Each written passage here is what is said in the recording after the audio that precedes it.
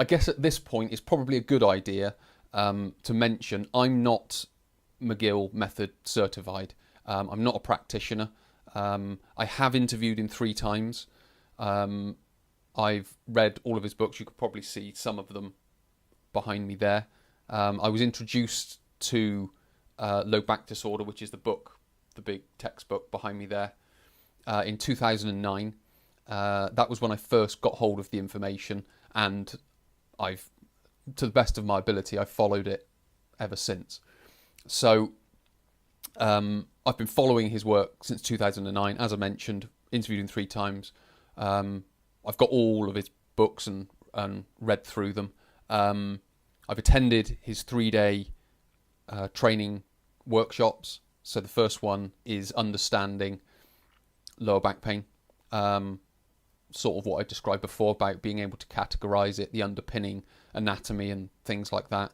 Day 2 is the assessment, so going through assessing and then starting to build the solution, so talking about exercises, talking about stretches, so on and so forth. And then day 3 is a more sort of fitness and performance end of it. The end of day 2 is the let's just say the more sort of health orientated spine exercises, and then the day 3 is more the fitness end of the spectrum.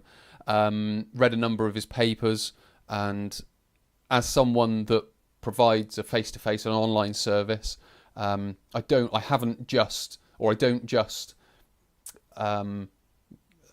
give people a walking program, because the amount of comments that I've had from people about I went to see a McGill practitioner or certified person, and all they gave me was a walking program.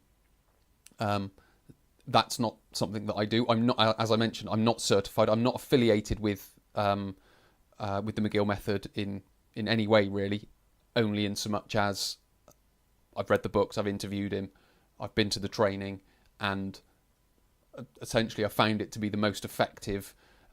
It's not only the most sort of effective and specific, it's also the most broad, because it gives you a better understanding of low back pain as a whole, so you're able to use the method effectively, if that makes sense. It is a part of what I use. I don't just use the McGill Method. Obviously, I've been a PT. I'm not a physio either. A lot of people make that mistake. I'm a personal trainer and a sports massage therapist. So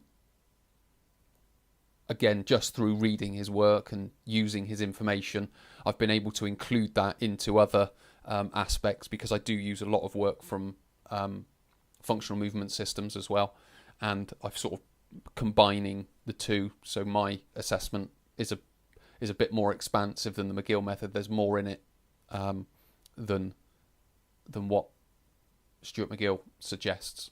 So yes, that's just a little bit about me and sort of what I do and use the McGill Method. As I mentioned, I'm not affiliated with him. I've just found it to be the most effective method.